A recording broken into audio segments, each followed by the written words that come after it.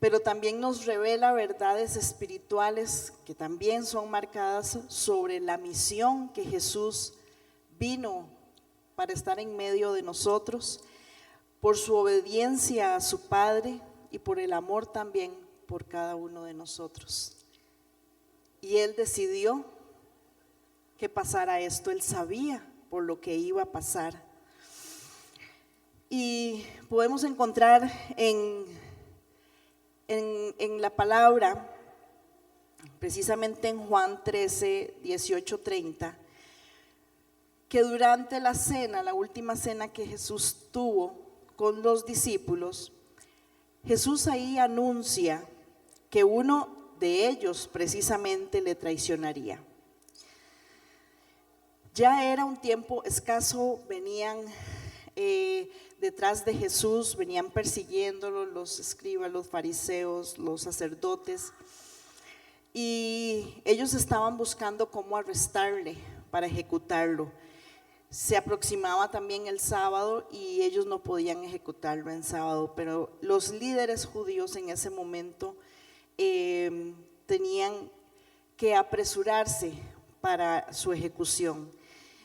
Y nos puede sonar muy duro, ¿verdad? Y muy cruel, pero saber que también esto era parte del plan de Dios, que era perfecto, ese plan lineal que trae Dios para nuestras vidas, precisamente. Y cómo entrega a su Hijo para que fuera a morir en la cruz por usted y por mí. Pero también son momentos gloriosos que debemos de tener en nuestro corazón y atesorarlo. Si nosotros nos llamamos ser cristianos, verdaderamente tenemos que buscar cada día más de su presencia y tener tan claro cada uno de estos momentos para decir: Señor, tú pasaste todo esto por mí, y tener un corazón agradecido. Vamos a orar. Y damos gracias al Señor primeramente por este día, por la bendición que nos has dado, Señor, de poder estar aquí unidos, de poder estar como una familia, Señor, y como tú nos has mandado a recibir tu palabra, Señor, congregándonos, Padre. Gracias por la oportunidad que nos das también de poder compartir tu palabra, Señor, y pido por cada uno de los que estamos aquí, para que tu Santo Espíritu sea el que habite en nosotros y nos dé de tu llenura, Señor. Que pongamos toda nuestra mente, nuestro corazón, todo nuestro ser a entender de lo que tú quieres enseñarnos en esta mañana. Gracias, Dios, bendecimos tu nombre y te glorificamos en el nombre de Jesús. Amén. Que seamos tierra fértil para todo lo que el Señor tiene para nosotros. Hermanos, así como vimos este video oscuro, así fue esa noche, sumamente fría, oscura, y me imagino que una noche muy larga. Recuerdan que estaban los discípulos, Jesús había invitado a 3 a que estuvieran en vigilia ahí en el huerto, en el monte. ¿Y qué le pasó a Jesús con esos discípulos? Que se le dormían, ¿verdad? Y varias veces llegó a decirles: ya, despiértese, tenemos que estar en vigilia. Y ellos se volvían a dormir. Y esa oscuridad que pudimos ver reflejada ahí, puede representar también las mentes y los corazones de aquellos líderes religiosos y aquellos políticos del pueblo de Israel que andaban detrás de Jesús. Y podemos también saber o entender o mirar en medio de esto toda la tensión que se vive, esa tensión que pudimos ver, ¿verdad? De estos hombres con sus antorchas encendidas buscándolo en medio ahí del huerto, y el llegar a preguntar quién es Jesús, ¿verdad? Y él le dice: ¿quién buscan? A Jesús de Nazaret. ¿Y qué dijo él? Yo soy. Yo soy. Suena muy significativo, ¿verdad? Cuando hemos leído la palabra. Y hay esa tensión entre el poder divino también y la voluntad humana. Momentos antes Jesús dice que hasta Pareciera que gotas de sangre del sufrimiento, del dolor, de la angustia que estaba viviendo, él como un ser humano como usted y como yo, estaba pasando. Pero también en esta otra escena vamos a ver el poder divino en Jesús mismo, siendo 100% hombre, siendo 100% Dios, cómo Él logra también tener el control de todo lo que estaba pasando ahí y de lo que iba a acontecer. En los 4 evangelios precisamente encontramos toda la descripción de esos acontecimientos. Unos nos dan un poco más de información que otros, pero vamos a tocarlos un poquitito. Así que vamos a ir a Mateo 26.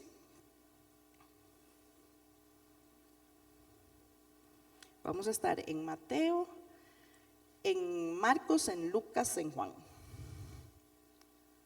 Mateo 26, 47 al 56.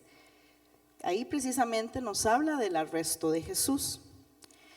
Dice que todavía estaba hablando Jesús cuando llegó Judas, uno de los 12.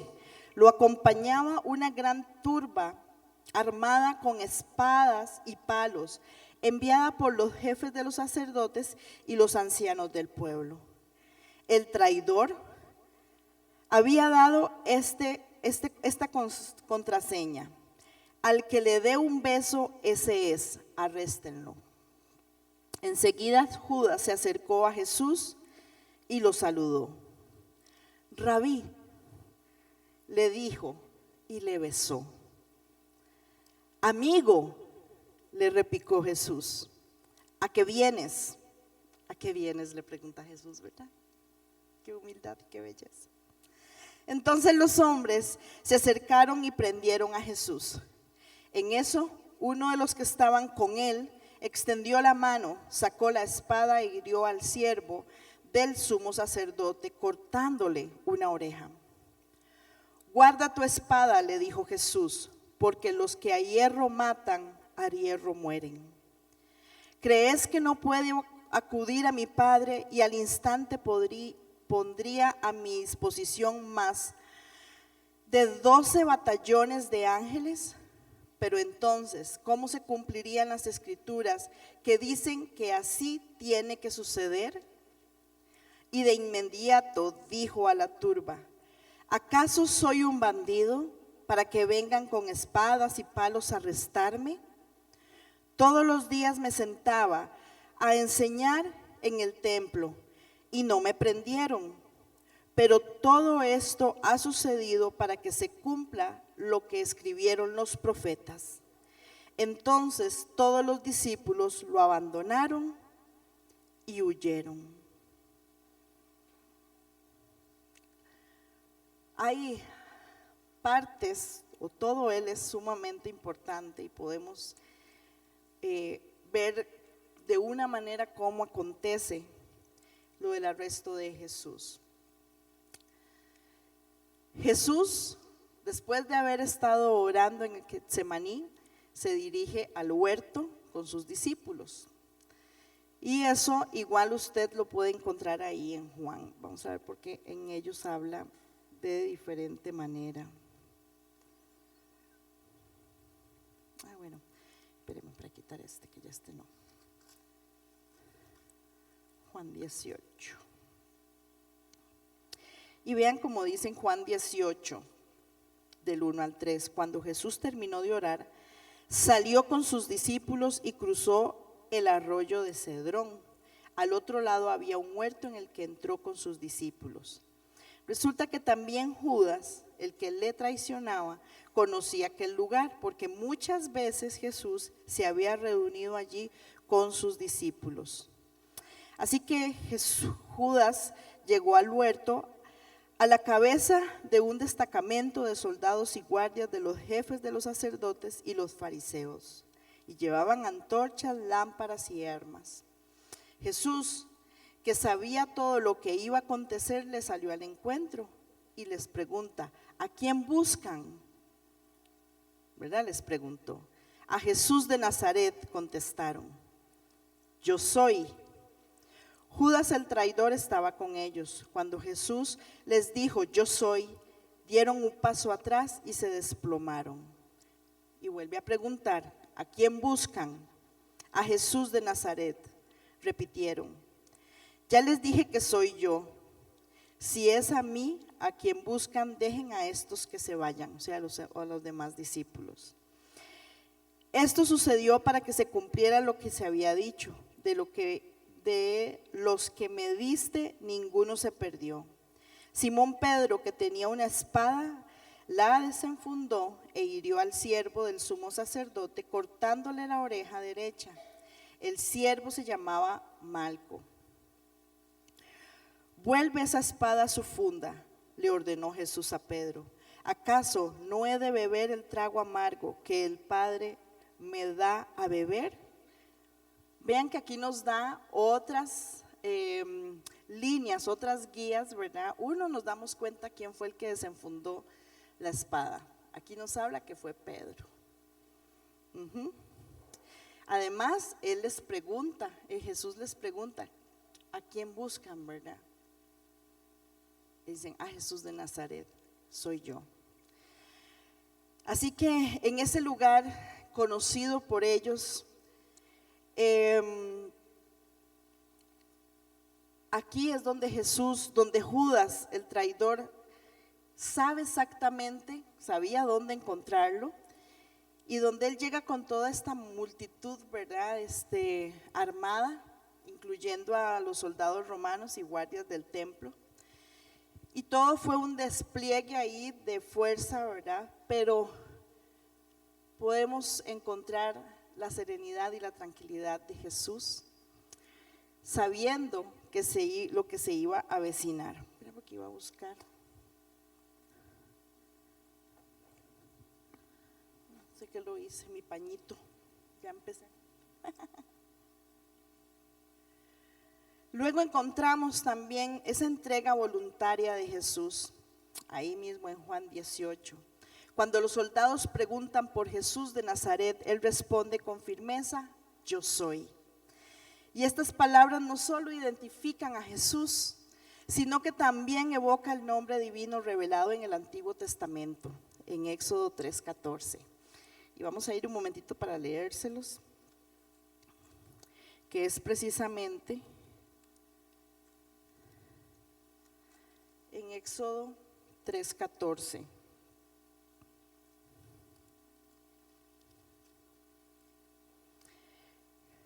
Que es cuando Dios está hablando con Moisés. Y le dice, vamos a leer desde el 13.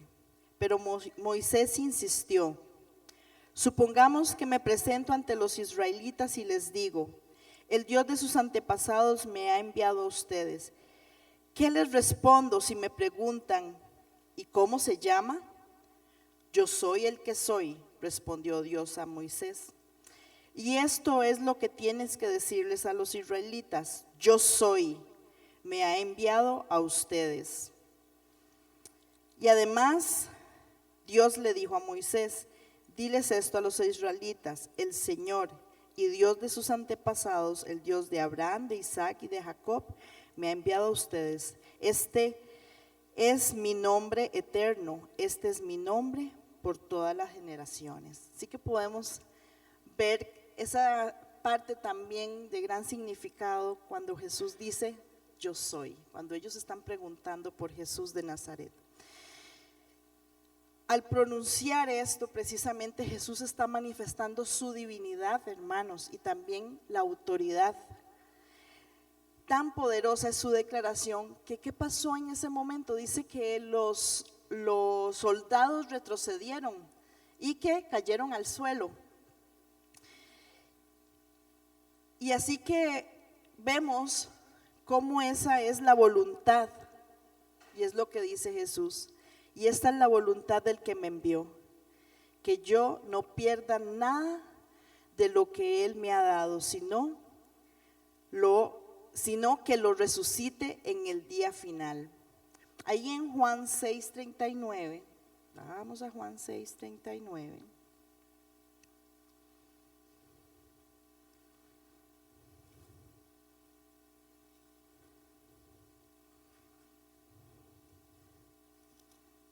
Que dicha que escucho una que otra hojita. Salud. En Juan 6:39.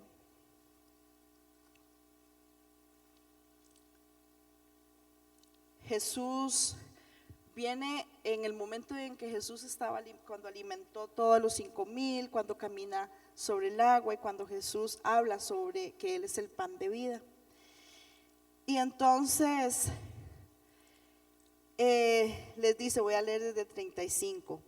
Yo soy el pan de vida, declaró Jesús. El que a mí viene nunca pasará hambre, y el que en mí cree nunca más volverá a tener sed.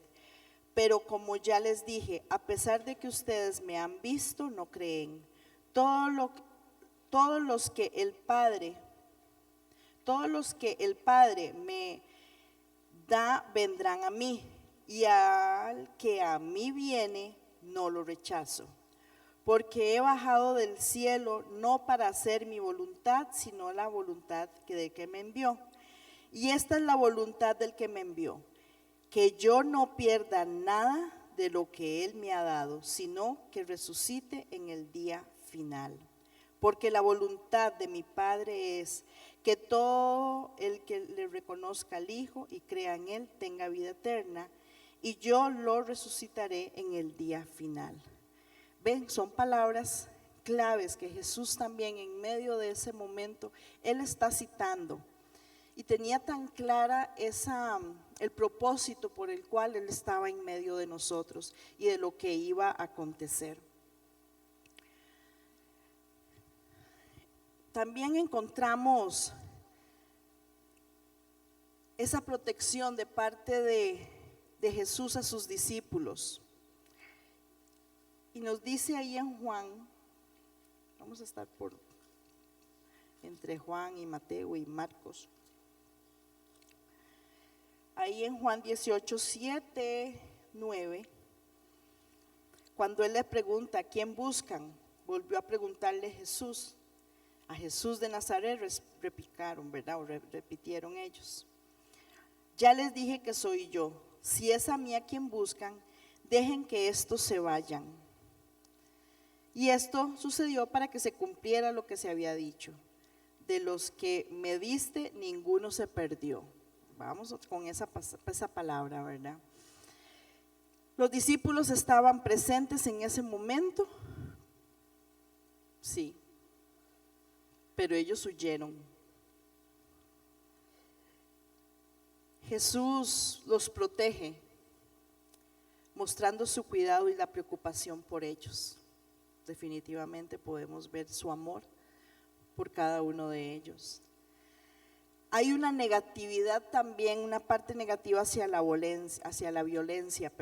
Pedro, en su intento por defender, va de nuevo Pedrito, ¿verdad? A defender a Jesús. ¿Qué hizo? Saca la espada, se lanzó de un solo, ¿verdad? Y le corta la oreja de Malco, que era el siervo de un sumo sacerdote. Sin embargo, Jesús inmediatamente lo reprende. ¿Y qué es lo que hace Jesús? Y ahí lo pudimos ver en el video, ¿verdad? Él se acerca a este hombre y pone su mano, y esa oreja se restablece, se sana. Aún en medio de todo lo que estaba pasando Jesús, sabiendo a lo que iba, Él se detiene y Él sigue haciendo milagros. Sabiendo de que eran sus enemigos, e igual Él con todo el amor se detiene, lo mira y viene con sanidad. Ahora imagínense qué más va a hacer el Señor por nosotros, si ya nosotros le amamos. Ese acto de Jesús muestra realmente ese rechazo por la violencia y ese compromiso por un camino, ¿verdad?, de paz, de completa paz. Jesús no fue arrestado porque fuera débil o porque no tuviera el control. Él se entregó voluntariamente, demostrando que su poder no era para salvarles, o no era para salvarse a sí mismo mejor, sino para salvarnos, salvar a la humanidad, hermanos. Y esto nos recuerda que el amor de Dios es más fuerte que cualquier fuerza humana, definitivamente. También Jesús no solo se preocupa por su misión, sino también por las personas que le siguen. Ese cuidado que él tuvo, ¿verdad? Diciéndoles, ellos no los toquen, déjenlos que se vayan, ¿verdad? Y esto nos enseña que en medio de las luchas, Jesús sigue velando por cada uno de nosotros y protegiéndonos también. Jesús no fue sorprendido por los eventos. Él conocía ese plan divino y se sometió voluntariamente a todo esto que estaba aconteciendo y que iba a acontecer. Y esto nos enseña que incluso en medio de esas circunstancias difíciles podemos confiar en la soberanía de Dios.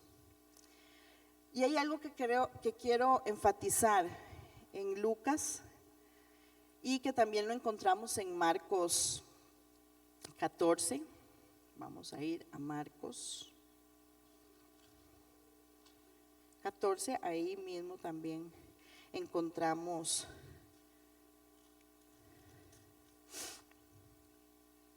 el arresto de Jesús.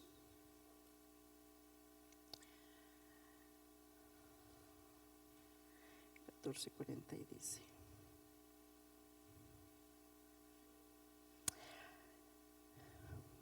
Y nuevamente leo desde el 43.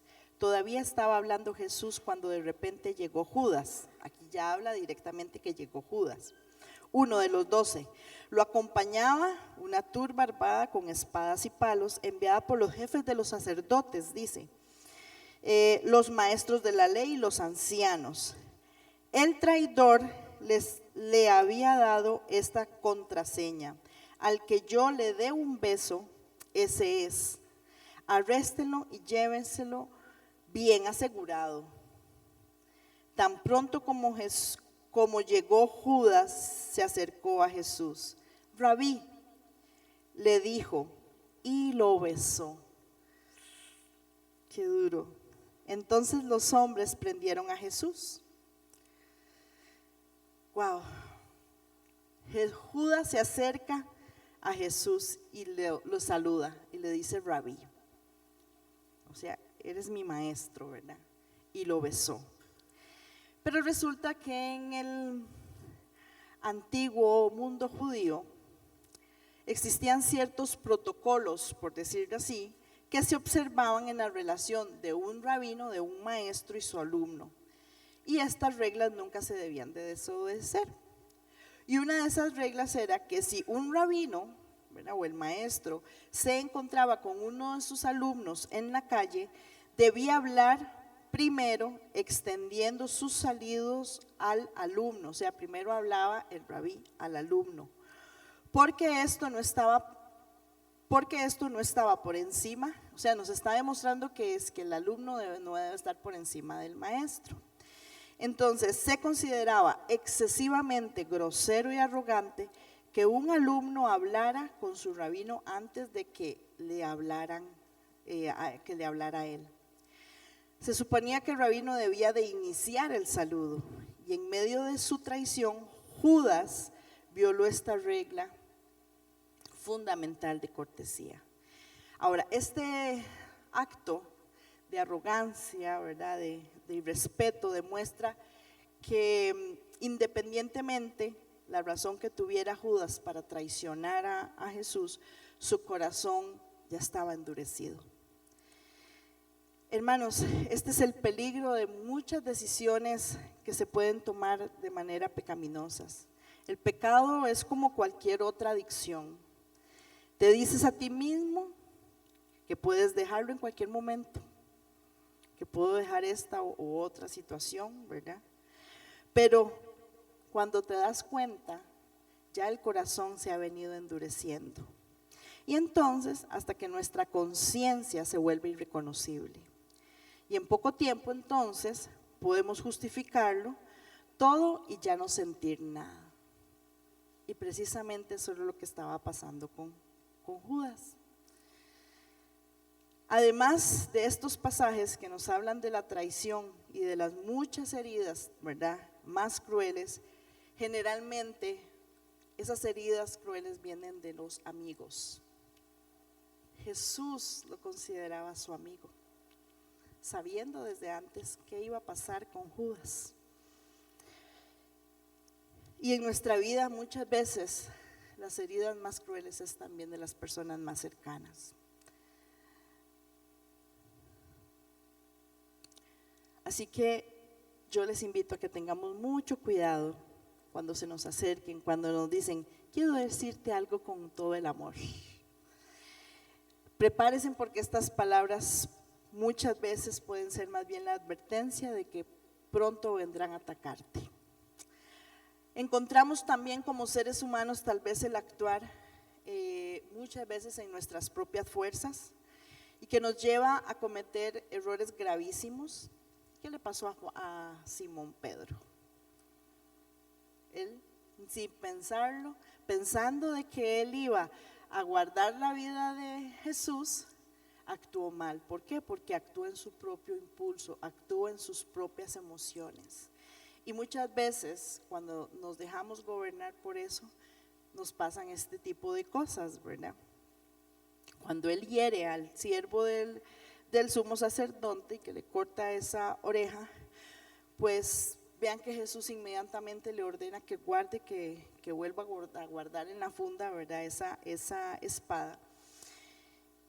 Y Jesús le dice, ¿acaso no he de beber el trago amargo que el Padre me ha dado para beber?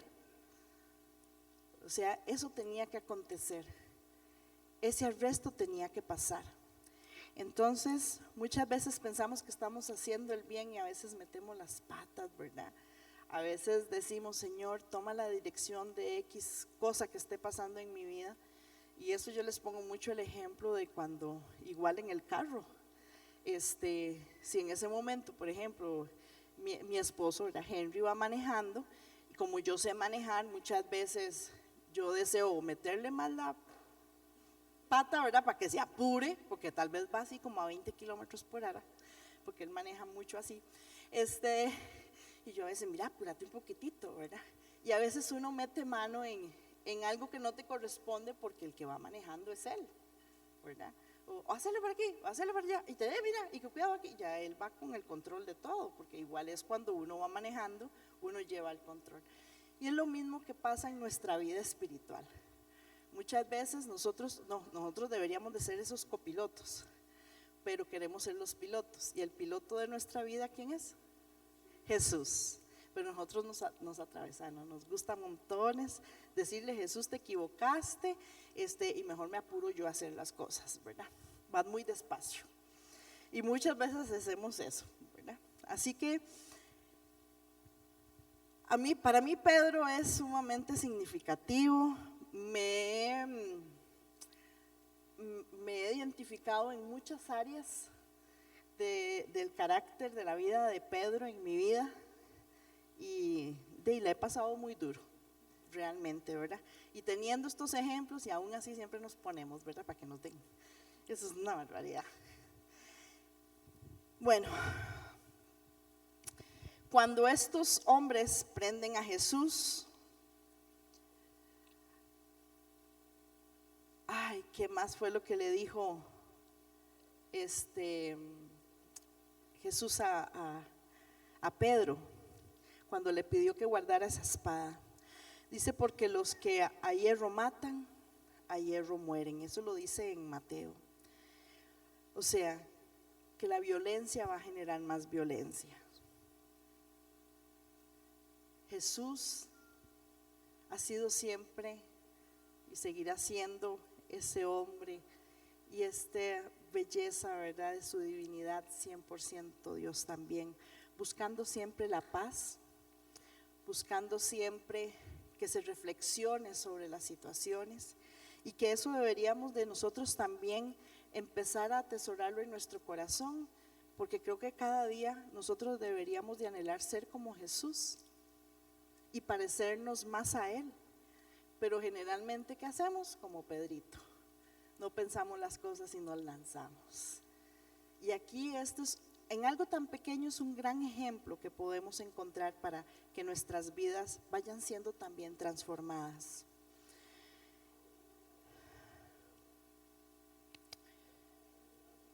Resulta que los discípulos huyen, ay, ¿verdad?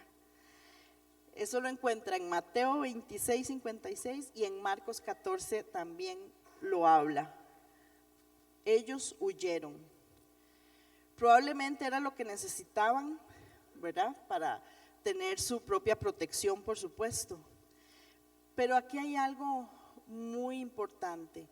Jesús no preparó a estos hombres durante esos 3 años para morir con él. ¿Verdad que no? Jesús preparó a estos hombres durante estos 3 años para que ellos llevaran el mensaje del evangelio, el mensaje de salvación al mundo. Así que ese instinto que ellos hacen por huir como seres humanos tenía que ser, ellos tenían que irse, ellos tenían que dejarle. Y volvemos a encontrar después ahí a Pedro, va de nuevo, ¿verdad? Cuando niega 3 veces a Jesús, y Jesús se lo dijo, que le iba a negar, pero él dijo, no, jamás yo haría eso, yo te voy a defender en todo momento y voy a estar ahí. Y Jesús anduvo así como a escondidillas, ¿verdad? Viendo, y cuando llegaron a preguntar, ¿tú no eres parte del grupo? No, yo no. ¿Y cuántas veces cantó el gallo?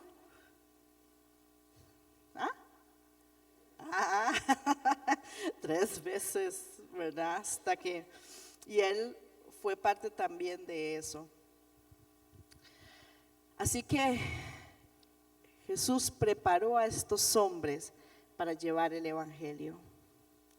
Pero yo creo que aún así tiene que ser muy doloroso, ¿verdad? De que los amigos te abandonen en medio de situaciones difíciles. Tal vez juraron lealtad, me imagino que, y en algún momento ahí lo vemos en varios momentos cuando Pedro estaba con Jesús, ¿verdad? Que fue el más bocón, porque metió las patas cada rato. Juraron lealtad y aún así huyeron. ¿Qué vemos nosotros desde afuera? Traición. Desde ahí también, en medio de esa amistad, de esa cercanía, vemos la traición, cómo los discípulos le abandonan, cómo la gente después lo rechazó, aquellos que anduvieron buscándole y detrás de él, después eran los que estaban diciendo que lo crucificaran. Jesús no vino a imponer el reino por la fuerza, sino a establecerlo a través del amor y del sacrificio. Y esto nos desafía a seguir su ejemplo, rechazando la violencia y buscando la reconciliación también en nuestras relaciones. El arresto de Jesús nos revela su divinidad, también su obediencia al Padre y su amor por la humanidad. Aunque podría haber evitado, ¿verdad?, el sufrimiento, eligió someterse voluntariamente para cumplir entonces ese plan hermoso de la redención. ¿Qué encontramos aquí? Tenemos las actitudes de Jesús y también tenemos las actitudes de Judas Iscariote. Jesús mantiene una actitud serena y decidida ante el arresto, y a pesar de que iba a ser traicionado y condenado, él acepta su destino como parte de un plan divino para esa redención para la humanidad. Él, antes de ser arrestado, ¿se acuerdan esa angustia que él vivió? Que él oraba intensamente pidiendo que si fuera posible que se apartara de él esa copa, ¿verdad? Y sin embargo, él siempre se somete a la voluntad de Dios, diciendo que no se haga mi voluntad, sino la tuya. Ese es Jesús, al cual cada uno de nosotros deberíamos de mirarlo más y de poder traer todo eso para que nosotros también seamos transformados. Y luego tenemos a un Judas Iscariote, conocido por ser el traidor que entregó a Jesús a las autoridades a cambio de ¿qué? De 30 piezas de plata. Su actitud es a menudo vista como ambigua y algunos interpretan esa traición como un acto de codicia, mientras que otros sugieren que Judas pudo haber tenido razones más complejas, como la desilusión por la misión de Jesús.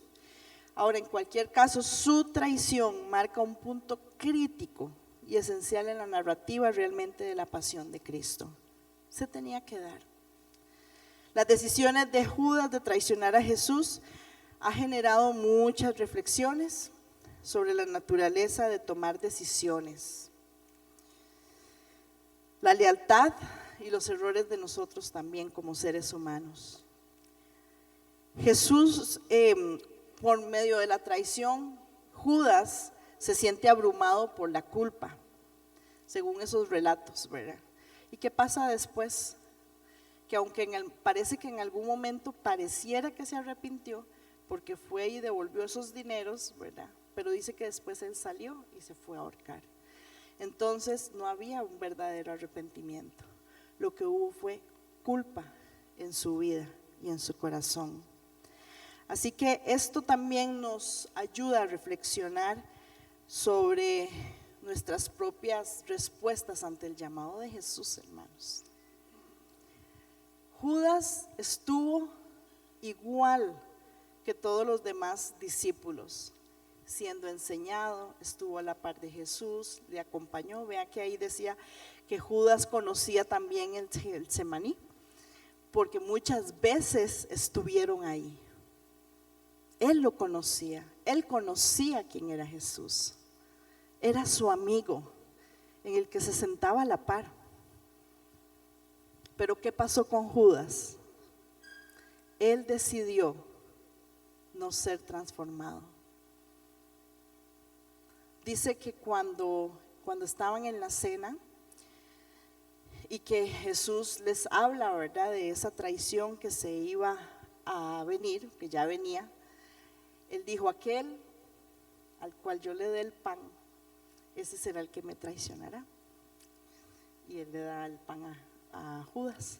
Inmediatamente le dice: ve y haz lo que tengas que hacer. Judas se levantó y se fue. Yo no sé si él en ese momento entendió o no, pero dice ahí en ese pasaje que ahí entró el diablo en Judas. La decisión en nuestro corazón de seguir a Jesús es muy clara. Y van a venir un montón de enemigos, va a venir el diablo también a buscar de qué manera te alejas, a traerte problemas por todo lado, a ver cómo te traicionan, cómo te dejan sola, a ver cómo aquellos que te daban un beso y de un momento a otro ya no están. Pero ahí es donde cada uno de nosotros también somos probados. Y ahí es donde usted y yo también tomamos la decisión, si nos convertimos en un Judas o realmente decidimos ser transformados por el Señor y seguir adelante para ser cada día mejores, aún en medio de la soledad. Si Jesús lo vivió, hermanos, uy, qué miedo, una mosca. Si Jesús lo vivió, no lo vamos a vivir nosotros también. Así que realmente reflexionemos y estemos dispuestos a seguirle, aún incluso en momentos difíciles. Confiemos realmente en la soberanía del Señor. Él todo lo hace y lo ha hecho perfecto, y nuestra vida también en Él es perfecta. Confiemos en esa soberanía, en su cuidado por nosotros. Él tiene cuidado de cada uno de nosotros. Que el ejemplo de Jesús nos inspire a vivir con fe, con amor y con entrega en cada circunstancia de nuestras vidas, hermanos. Judas, uno de los 12, vivió con Jesús, lo siguió durante 3 años, presenció todo el ministerio de Jesús, sus enseñanzas, sus milagros. Él era el tesorero, imagínense, era hasta un hombre de gran confianza del grupo porque él era el tesorero. Pero usó esa posición de confianza. ¿Y qué fue lo que terminó haciendo? Resulta que robaba el dinero. Ay, no, sí, también, ¿verdad? Él hizo una elección consciente de traicionar a Jesús. Y algunos hechos que deducimos de los versículos claves acerca de Judas y de su traición. El dinero probablemente haya sido muy importante para Judas. Como ya mencionamos, pues fue un ladrón. Y de acuerdo a Mateo 26, los principales sacerdotes le pagaron esas 30 piezas de plata para traicionar a Jesús. Jesús sabía desde el principio que Judas Iscariote iba a hacer lo que iba a hacer. Pero Jesús le dijo a los discípulos también: no os he escogido yo a vosotros los 12, y uno de vosotros es diablo. Eso está en Juan 6:70. En esta última cena Jesús predijo su traición e identificó al traidor. Respondió Jesús: a quien yo diere del pan mojado, aquel es. Y mojando el pan lo dio a Judas Iscariote, hijo de Simón. Jesús le dijo a Judas que no estaba limpio, que es decir, que no había nacido de nuevo y que sus pecados no habían sido perdonados. Y eso está en Juan 13, 10, 11. De hecho, Judas estaba facultado para hacer lo que hizo por el mismo diablo. Y después del bocado que Jesús le había dado, Satanás entró en él. Ahí está, en Juan 13, 27. Pero los otros discípulos no tenían ni idea de lo que estaba hablando Jesús en ese momento, y ni la idea de que Judas estaba guardando, ¿verdad?, todos esos pensamientos traicioneros. Cuando Jesús menciona al traidor en medio de ellos, los discípulos estaban preocupados de quiénes, que si era alguno de, o sea, mirándose a sí mismos, ¿verdad? Y nadie sospechó de Judas. Él era un miembro de confianza, como les digo, e incluso cuando Jesús le dijo a Judas: lo que vas a hacer, hazlo pronto. Y él salió, se levantó de la mesa y se fue, ¿verdad? Todos pensaron que lo que iba a hacer Judas era que estaba siendo enviado a comprar cosas, más alimentos, o que iba a ir a ayudar a los pobres. Eso fue lo que pensaron en ese momento los compañeros. Judas Iscariote cumplió la profecía del Salmo 41:9. Aún el hombre de mi paz, en quien yo confiaba, el que de mi pan comía, alzó contra mí el calcañar. Eso está en el Salmo 41:9. Con todo, Judas fue plenamente responsable de sus actos. Jesús le dijo: a la verdad el Hijo del Hombre va según está escrito de él, mas ay de aquel hombre por quien el Hijo del Hombre es entregado. Bueno le fuera a ese hombre no haber nacido. Qué duro, ¿verdad? Y ahora, ¿qué lecciones encontramos aquí derivadas de la traición de Judas y de la actitud de Jesús en este caso?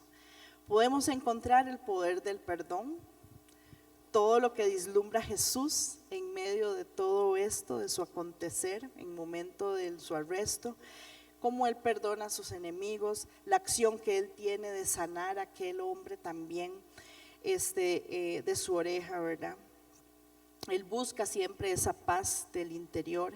Jesús llama a Judas amigo. Ahí encontramos también esa nobleza y esa grandeza de su amor y de la profundidad que puede estar pasando, ¿verdad?, de ese dolor por la traición, pero encontramos ese poder del perdón. Y yo les pregunto, ¿cómo respondemos nosotros a quienes nos traicionan? Qué duro, ¿verdad? Y respiraron profundo. Aceptación del sufrimiento, otra parte importantísima. La disposición que Jesús tuvo también para aceptar su destino. Sugiere que el sufrimiento puede ser parte del camino hasta para un propósito mayor. Y definitivamente lo que Jesús pasa y vive durante toda su pasión, y es como lo estamos viendo domingo a domingo. Y para que usted se ponga al día, vaya, busque en YouTube, porque ahí están nosotros, todo lo que hemos venido compartiendo domingo a domingo sobre la pasión de Cristo. Es importante porque también nos toca aprender y llevar a nuestro corazón cómo podemos ir aceptando el sufrimiento en medio de nuestra vida mientras estemos vivos. ¿Por qué? Porque siempre va a haber un propósito mayor. Dice que todas las cosas nos ayudan a bien a los que amamos al Señor, ¿verdad? ¿Cómo aceptar las dificultades con fortaleza? Y eso es esencial para su crecimiento personal. Otro punto importante, la responsabilidad en las tomas de decisiones. La traición de Judas precisamente nos está resaltando la importancia de la toma de decisiones. ¿Por qué? Porque puede tener consecuencias muy significativas, para bien o para mal. Hermanos, cada uno de nosotros somos responsables de nuestras acciones. Tenemos que asumir nuestra responsabilidad. La historia de Judas precisamente nos recuerda que las lesiones pueden llevar a resultados trágicos, y simplemente porque actuamos en nuestras propias fuerzas o en nuestras propias conveniencias, o simplemente porque quiero buscar qué manera o de qué manera tomo aquello, ¿verdad?, que me convenga, sin importar a quién me lleve en el camino. Otro punto importante que podemos encontrar en medio de estos pasajes es la naturaleza del arrepentimiento, el cual Judas no lo vivió. ¿Por qué? Porque el arrepentimiento es crucial para nuestras vidas, para la experiencia humana. Es crucial para el cambio, la transformación en nosotros. Ocupamos arrepentirnos, hermanos, y tener tan claro qué es arrepentimiento y qué es la culpa. La culpa nunca no nos va a llevar a nada nuevo, a nada bueno, definitivamente. Otro punto importante que encontramos es la lealtad y la traición. La historia enfatiza la complejidad de las relaciones humanas, definitivamente. Y la traición a menudo proviene de alguna decepción, ¿verdad?, o de la falta de compromiso también en medio de nosotros. La necesidad de una comunicación.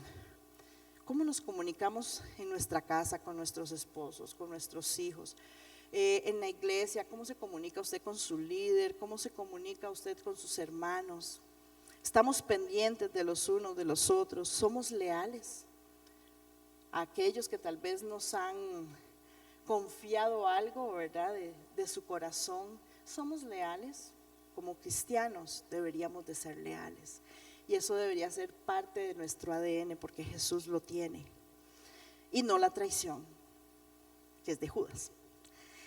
El otro, el sacrificio y el amor incondicional. A través del sacrificio de Jesús se enseña la noción de ese amor incondicional, ese amor que invita a considerar cómo podemos entonces actuar con compasión, con generosidad hacia los demás, aún en medio de circunstancias difíciles.